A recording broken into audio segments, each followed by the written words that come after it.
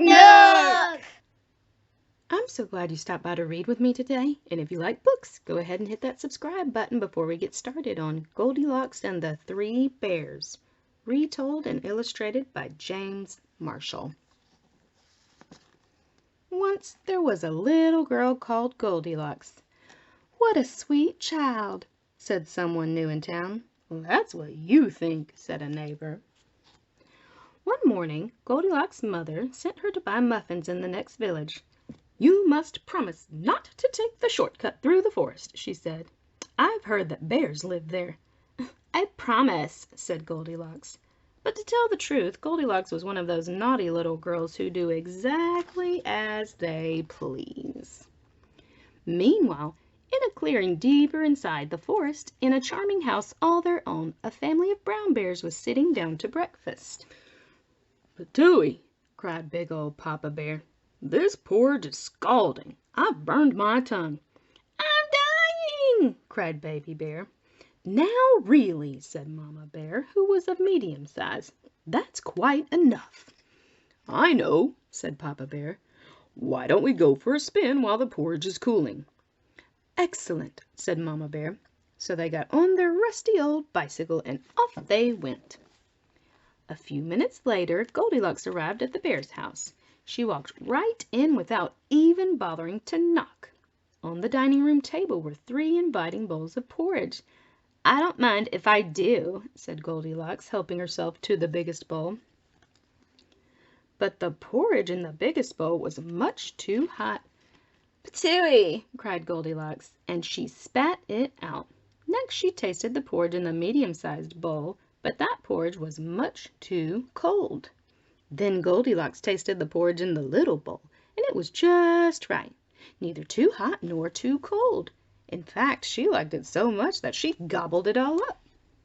Feeling full and satisfied, Goldilocks thought it would be great fun to have a look around. Right away she noticed a lot of coarse brown fur everywhere. "They must have kitties," she said. In the parlor there were 3 chairs.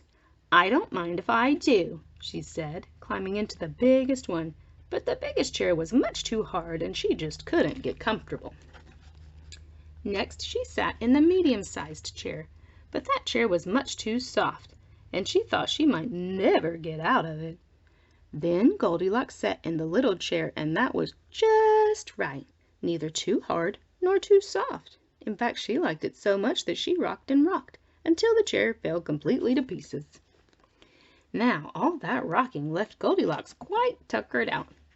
"I could take a little snooze," she said, so she went to look for a comfy place to nap. Upstairs were 3 beds. "I don't mind if I do," said Goldilocks, and she got into the biggest one, but the head of the biggest bed was much too high. Next she tried the medium-sized bed, but the head of that bed was much too low. Then Goldilocks tried the little bed, and it was just right. Soon she was all nice and cozy and sound asleep. She did not hear the bears come home. The 3 bears were mighty hungry, but when they went in for breakfast they could scarcely believe their eyes.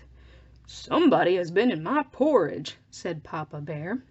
"Somebody has been in my porridge," said Mama Bear. "Somebody has been in my porridge," said Baby Bear, "and eaten it all up."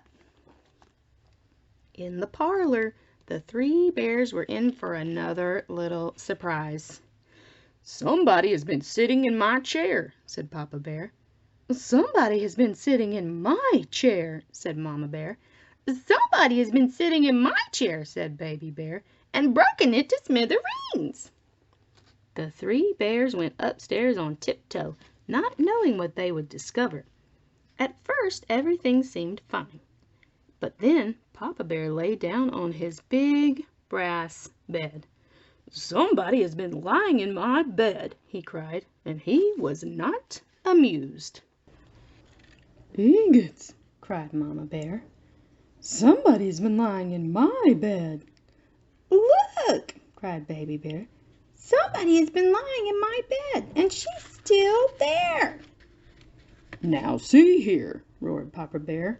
Goldilocks woke up with a start, and her eyes nearly popped out of her head. But before the bears could demand a proper explanation, Goldilocks was out of bed, out the window, and on her way home.